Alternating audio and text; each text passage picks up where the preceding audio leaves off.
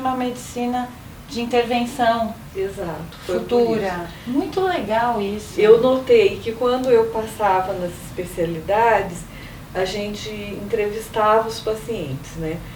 Ele veio para se tratar, depois o paciente voltava. Aí eu perguntava, você usou os medicamentos? Ele dizia, não. Ah, doutora, É decepcionante, né, do médico isso. Ele dizia, uns às vezes usavam, outros começaram a usar, ou não fizeram a dieta. Ou não faz direito, tomei 5 dias, parei o... Ou outro precisava de um colchão, não comprou o colchão. E eu sentia assim que os adultos me deixavam muito assim angustiada com a falta de aderência ao tratamento.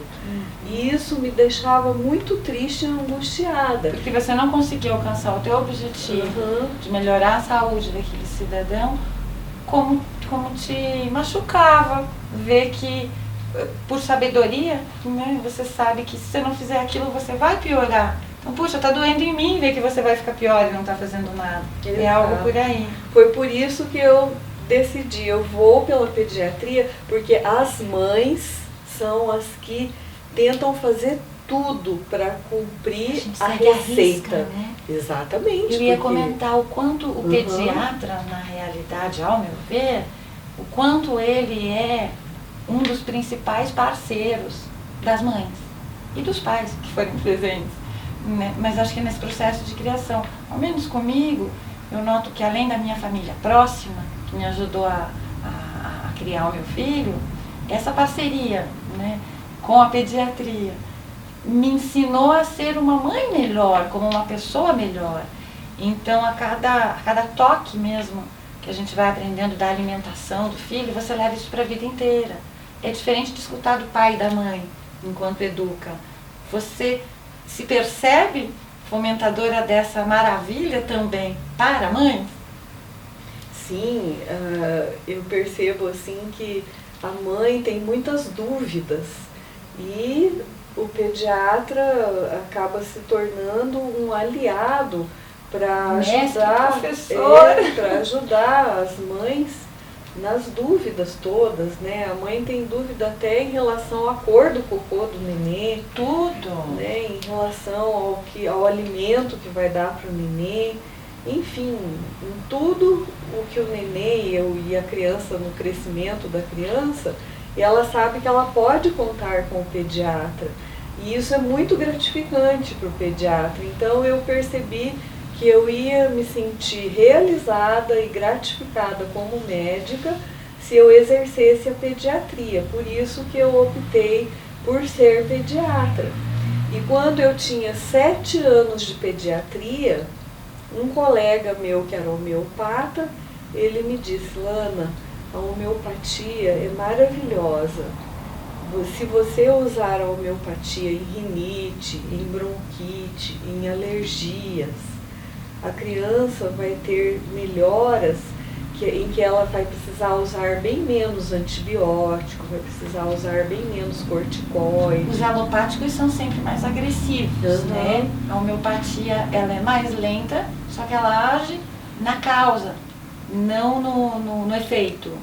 E na realidade, a criança usa a homeopatia para prevenir, para que ela tenha menos crises de bronquite, tenha menos crises de rinite, para que ela tenha menos infecções de garganta e acabe não precisando usar tantas vezes antibiótico, tantas vezes as bombinhas para bronquite, para rinite, e tantas vezes o prelônio, o predicin, os corticoides, né, que as mães ficam porque esses remédios resolvem e muitas vezes são necessários. São necessários. Não vai se deixar numa crise, de usar.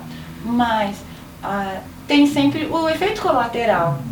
Então, e tem mães que ficam angustiadas porque a criança às vezes precisa usar antibiótico 2 vezes por mês, meses e meses seguidos. Chega uma hora, não vai mais fazer efeito, vai enfraquecer o organismo de outra maneira. Então, e ela usando a homeopatia, ela fica com a imunidade melhor. Isso que eu ia falar, aumenta a imunidade. Melhora a imunidade. Porque a homeopatia pega também o aspecto emocional. Uhum. Então vai estar tratando o emocional que se transformou numa doença. Você acredita nisso? Como é que a homeopatia pensa isso? Não é que... É uma psicossomática? Não é ela é é uma psicossomática, exatamente. Uhum. Porque ela equilibra o organismo como um todo, a homeopatia. Uhum. E eu acabei fazendo, aqui em Curitiba, 2 cursos de homeopatia para me ajudar a poder tratar melhor as crianças, né? Eu fiz primeiro o curso do Dr. Gamarra. Curitiba é um grande centro de homeopatia no Brasil. E eu fiz primeiro o curso do Dr. Gamarra, comecei a fazer no ano de 1990, e o curso de homeopatia, e desde aquela época eu comecei a exercer a homeopatia também. Eu me mantive fazendo a pediatria e também pude dar a opção da homeopatia para os meus clientes. Eu também exerço a pediatria normal, medicando com os medicamentos alopáticos normais, e se alguns pais querem também utilizar a homeopatia, eu também receito a homeopatia, daí precisa fazer uma consulta especial de homeopatia, onde eu vejo todos os sintomas de homeopatia, onde vemos como que é a personalidade da criança, se a criança é friorenta, se a criança é encalorada, se a criança tem medos. Tudo isso me dá o perfil da criança para eu ver o medicamento que ela precisa para equilibrá-la, e equilibrando a criança como um todo, ela acaba ficando com mais imunidade, e se ela é uma criança que está muito agitada, muito irritada, ela acaba se tornando mais calma, mais tranquila.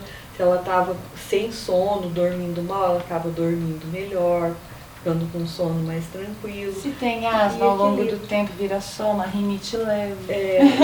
Vai melhorando, a rinite melhora também. Se tem alergia cutânea, vai melhorando a alergia cutânea.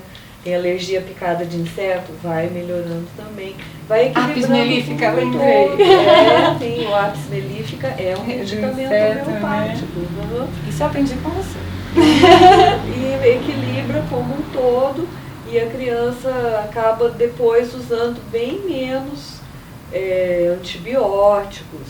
Isso ao longo da vida daí, né? Uhum. Não só na parte infantil, mas ele vai ser um adulto com uma resistência física melhor.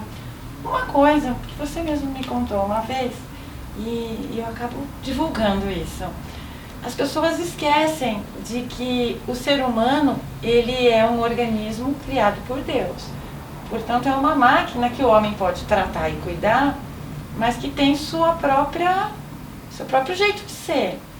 E eu nunca esqueço o dia que você me contou que os ossos do ser humano, eles vão, conforme ele vai crescendo, esses ossos também não estão colados. Eu não lembro que situação foi, mas de que os ossos só se terminam de colar, e toda a estrutura do organismo humano de se formar mesmo enquanto adulto, pleno, digamos, de sua totalidade. Que tem a cartilagem de crescimento. Isso. Sim. Como é que é isso? Porque as pessoas esquecem, não, tem 12 anos, já cresceu, tá. Por dentro ainda tem coisas se formando. Uhum. A cartilagem de crescimento, ela existe para o jovem ir crescendo, e geralmente ela se calcifica na menina geralmente aos 16 anos e no menino aos 20 anos. Isso demonstra o quanto cobrar muitas responsabilidades até dos jovenzinhos talvez não seja tão adequado, porque se a cartilagem também está nesse processo de construção, como é que está o cérebro, doutora? Na realidade, o ser humano sempre é imaturo, Lu. Nunca, a maturidade é infinita, né? O ser humano pode crescer infinitamente de uma maneira que o quanto ele puder se permitir, né? Uhum. E E cada pessoa tem o seu tempo, né? De maturidade. De maturidade. E geralmente dizem que as meninas amadurecem mais cedo que os meninos.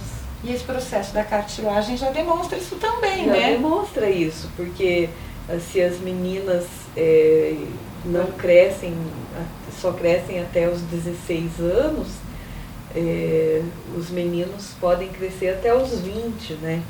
Então eles têm um tempo a mais de crescimento ósseo, de poder atingir uma altura até os 20 anos. E as meninas só até os 16. Geralmente elas menstruam e alguns anos depois que elas menstruam já não crescem mais, né? Isso é interessante também. Ouvi falar que a menstruação, quando chega para a garota, é o momento que trava um pouco esse crescimento. Exatamente. Elas menstruam. São as magias mesmo do organismo. Os hormônios o estrógeno, progesterona acabam interferindo ali na cartilagem de crescimento, e aos 16 anos elas já não crescem mais. E a puberdade, aquela fase do adolescente rebelde, do questionador? Menino e menina é igual nas fases, na idade? Não. A menina sempre vai amadurecendo mais cedo e o menino vai amadurecendo mais tarde, né? E eles já nascem machistas? Não, isso depende da educação, né? Não pode vir no DNA. Isso depende muito de como você vai criando Convivência a criança, com o meio. né? A educação que ela recebe em casa,